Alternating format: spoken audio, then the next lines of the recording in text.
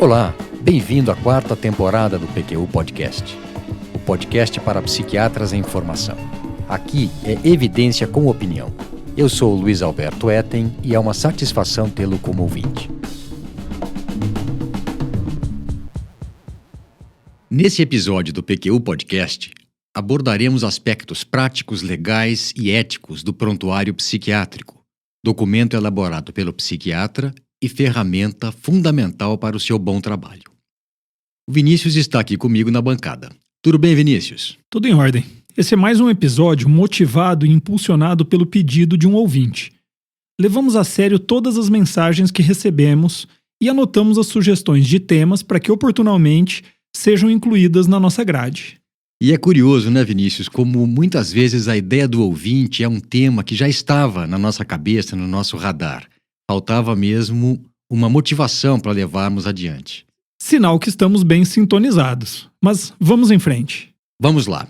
No capítulo 10 do Código de Ética Médica em vigor desde 30 de abril de 2019, trata-se dos documentos médicos, neles incluído o prontuário médico. No que diz respeito a esse documento em particular, temos que, no artigo 87, é vedado ao médico deixar de elaborar prontuário legível para cada paciente, e que o prontuário deve conter os dados clínicos necessários para a condução do caso, sendo preenchido em cada avaliação em ordem cronológica com data, hora, assinatura e número de registro do médico no Conselho Regional de Medicina, e que ele estará sob guarda do médico ou da instituição que assiste o paciente.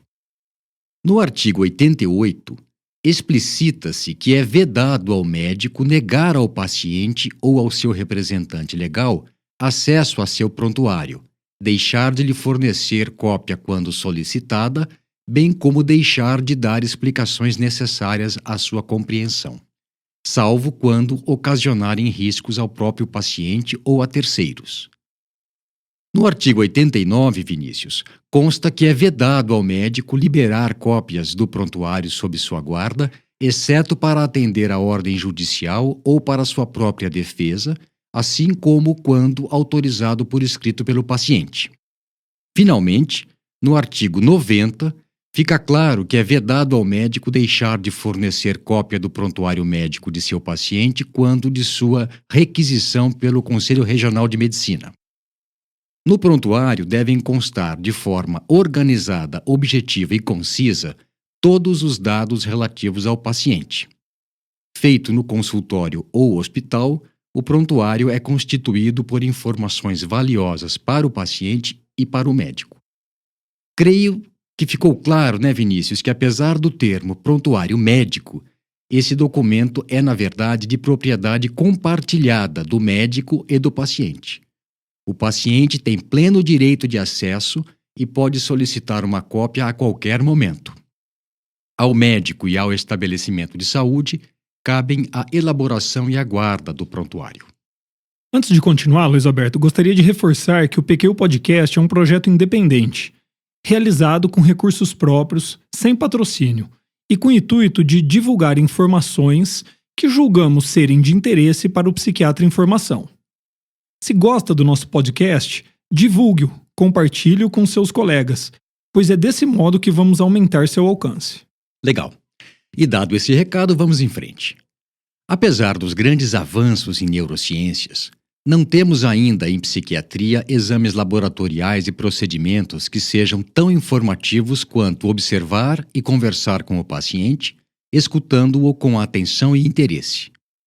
Mesmo essas interações, entretanto, são apenas acessórias em relação às informações coletadas em uma entrevista psiquiátrica bem feita. E elas se perderão, contudo, se não forem registradas de modo adequado no prontuário psiquiátrico.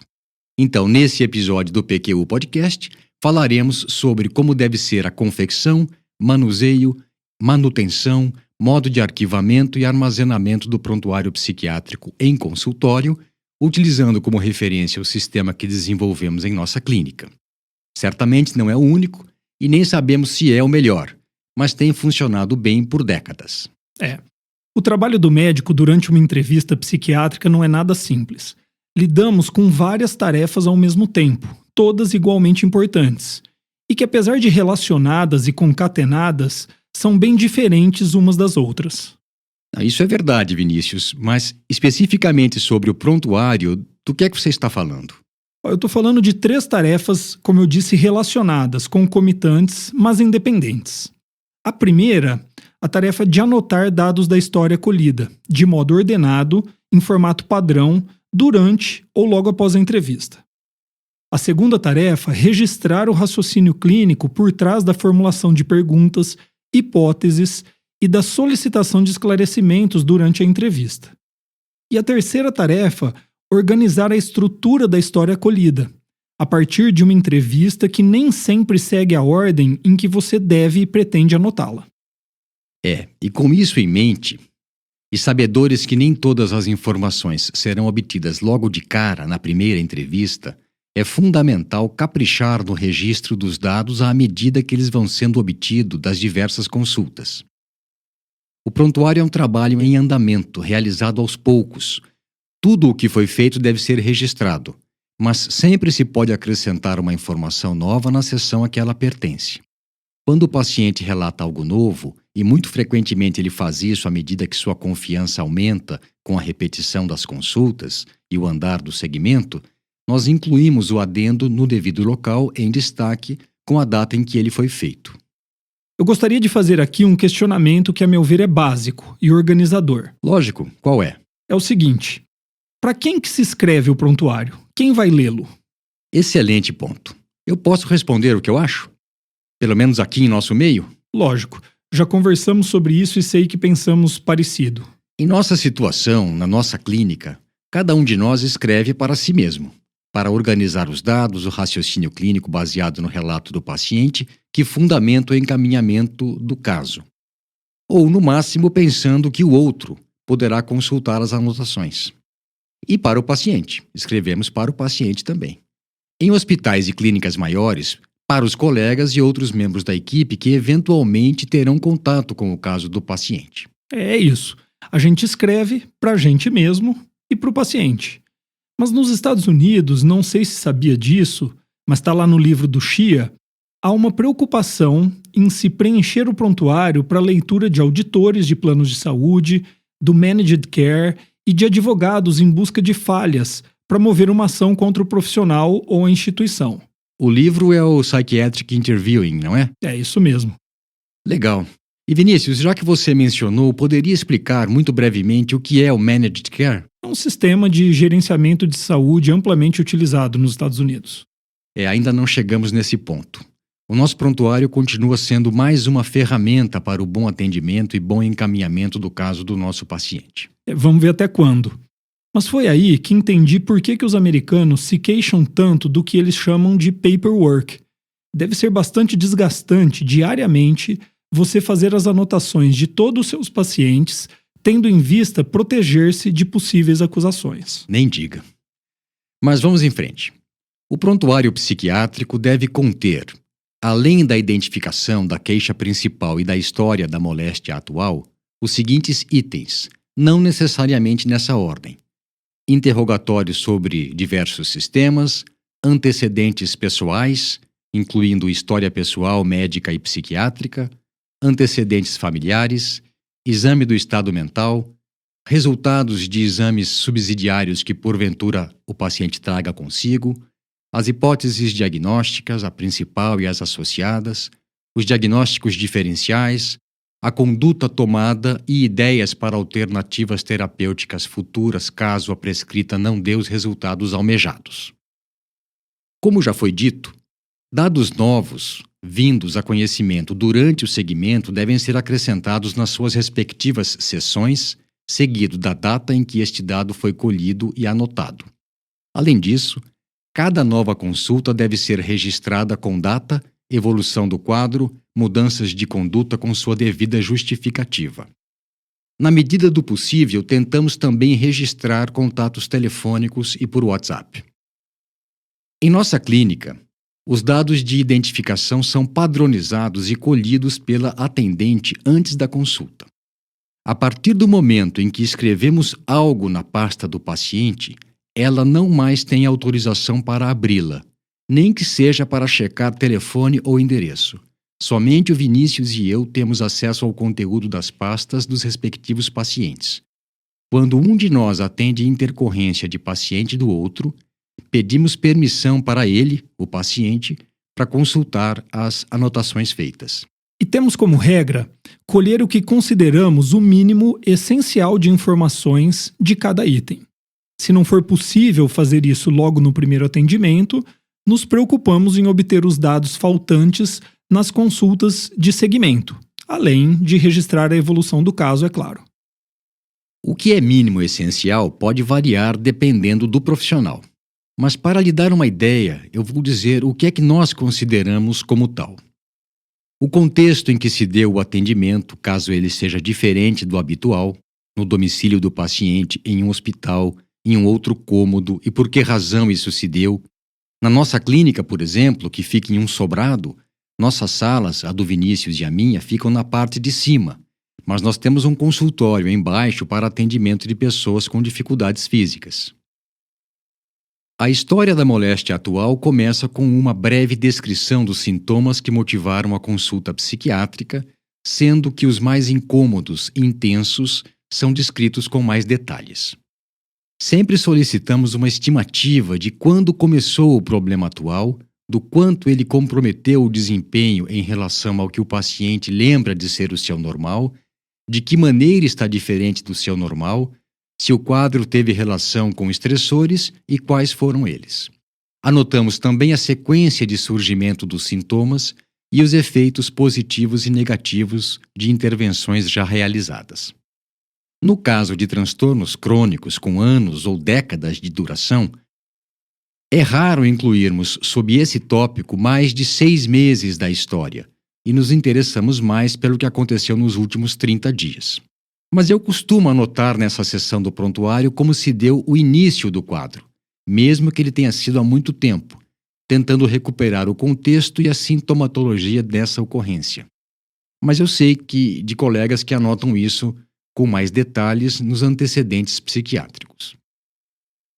No interrogatório sobre os diversos aparelhos, perguntamos e anotamos de modo sucinto informações sobre os problemas relacionados aos diversos sistemas do corpo, ocorrência de dores, problemas cardiovasculares, respiratórios, endócrinos, gastrointestinais, hábito-intestinais, sono, apetite, ciclo menstrual e a relação de suas fases com o problema atual.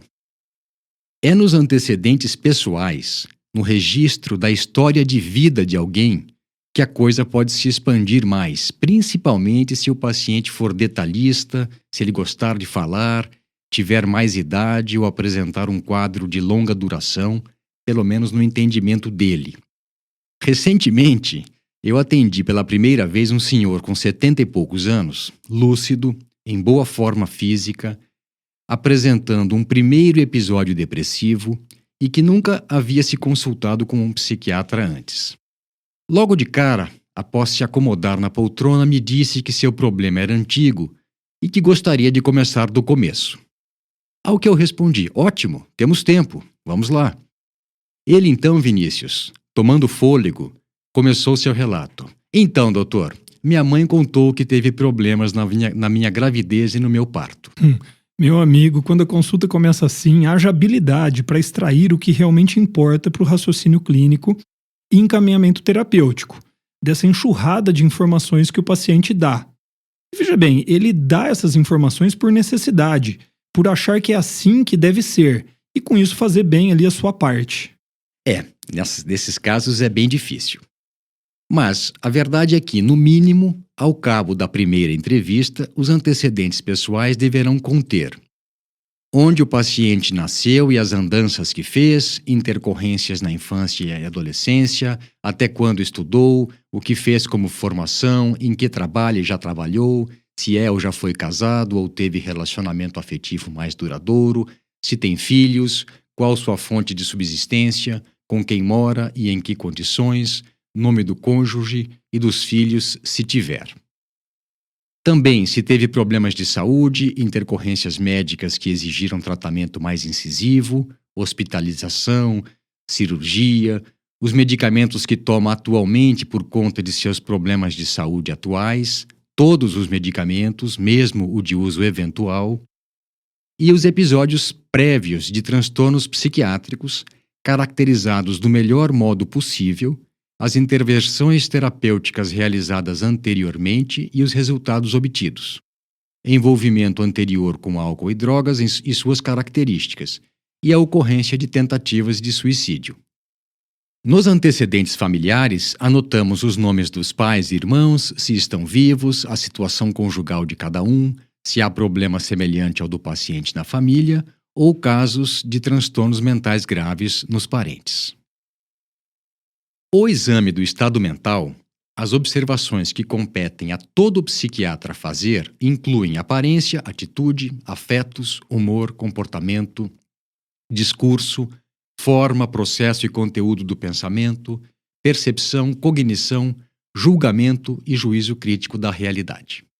Se o paciente traz resultados de exames já feitos, nós os examinamos com cuidado e atenção, anotando seus resultados. A seguir, anotamos no prontuário nossas hipóteses diagnósticas, a principal e as associadas, os fatores predisponentes e precipitantes, a conduta prescrita, os próximos passos do encaminhamento terapêutico e uma lista do que deverá ser complementado em consultas posteriores. E, Luiz Alberto, você faz anotações durante a consulta, não é?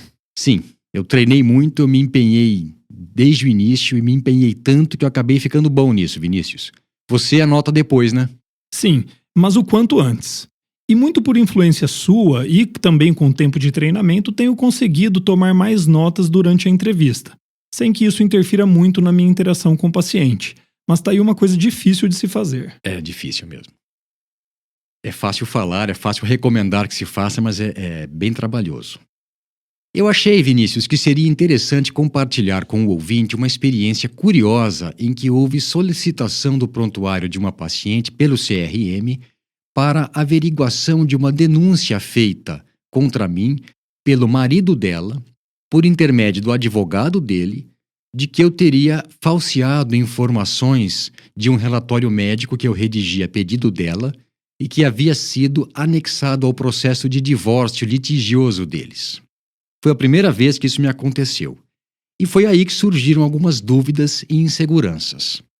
A mais básica: quem iria fazer a cópia do documento, de mais de 20 páginas? Minha secretária? O pessoal da fotocopiadora? Como compatibilizar a realização desse ato com o dogma de que o conteúdo do prontuário é sigiloso? Então, no fim, eu mesmo, pessoalmente, fiz as cópias. Eu lembro-me desse caso mesmo. Nós conversamos sobre essa questão. Então, essa sindicância interna foi arquivada, não deu em nada. Na verdade, desde o começo eu estava bem tranquilo quanto ao relatório que eu havia redigido, cujos detalhes e informações nada mais eram do que o resumo das anotações no prontuário. E foi depois que eu me dei conta, conversando com um conselheiro do CRM meu conhecido, que questionamentos assim às vezes são feitos para ganhar tempo no processo judicial, retardando sua finalização e o acerto determinado pelo juiz.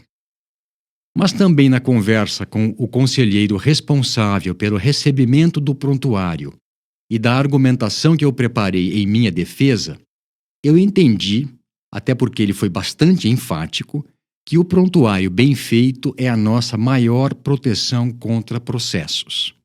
E ele esclareceu e deixou muito evidente que os funcionários do CRM são muito bem orientados e treinados sobre o tratamento sigiloso que devem dispensar a um prontuário médico. E pacientes costumam pedir cópias do prontuário? Já aconteceu, Vinícius. Mais de uma vez, pacientes me solicitaram cópia integral do prontuário, sempre por insistência de um advogado e por motivos diversos, ações de aposentadoria, separação, falência de empresa e outros mais. Em geral, quando eu digo que eu poderia, em lugar de lhe dar o prontuário bruto, fazer um relatório sucinto e organizado contendo as informações no prontuário, eles consideram que essa alternativa é mais interessante. Tudo bem que seja um direito do paciente ter acesso ao seu prontuário e que o médico tenha que preenchê-lo com letra legível, Mas isso não significa que a caligrafia do médico tenha que ser boa ou que a leitura seja fácil. E essa ocorrência, Vinícius, reforçou algo que me incomoda há tempos e que nós já conversamos em algumas ocasiões. Eu sinto falta no prontuário psiquiátrico de um local para anotações de pensamentos e observações do médico para ele mesmo, que em determinada consulta estava cansado, por exemplo, considerando que isso poderia interferir na qualidade dos dados e na vivacidade mental, que ele observou em si reações, sentimentos contratransferenciais, lembretes para as próximas consultas, atenção a esse tema, explorar melhor tal aspecto da situação familiar, que faltou investigar isso ou aquilo. Tais notas, a meu ver, a rigor, dizem respeito somente ao médico. São suas reflexões privadas e, consequentemente, não pertenceriam ao paciente, diferentemente das outras informações. Alguma observação final, Vinícius? Sim, primeiro dizer que eu concordo com o que você acabou de dizer. Se tudo o que eu anoto está à disposição do paciente e de seu representante legal, eu deixo de anotar coisas que seriam de interesse exclusivo meu, e isso me faz falta. Além disso, eu penso que seria adequado contar como fazemos o arquivamento dos prontuários em nossa clínica. Eles ficam em arquivos em uma sala própria, a qual somente as secretárias e nós médicos temos acesso. São organizados por números sequenciais. Isso mesmo. Mas quando eu tive consultório em Sertãozinho, meu consultório anterior, eu arquivava os prontuários por último sobrenome do paciente. E também ficou faltando comentar que não utilizamos prontuário eletrônico. Preferimos tomar notas à mão a digitar no teclado do computador. E veja bem, não que eu não veja algumas vantagens do prontuário eletrônico, como a possibilidade de ter acesso remoto ao prontuário quando preciso fazer alguma orientação a um paciente durante o final de semana. Mas temos a impressão de que a tela do computador, mesmo que meio de lado, é um obstáculo entre médico e paciente. E mais do que isso, de que digitar no teclado do computador nos aliena da conversa muito mais do que tomar notas no papel com uma caneta. Essa nossa opinião tem sido reforçada por comentários de pacientes sobre o atendimento em que o profissional trabalha com o computador. Bem lembrado.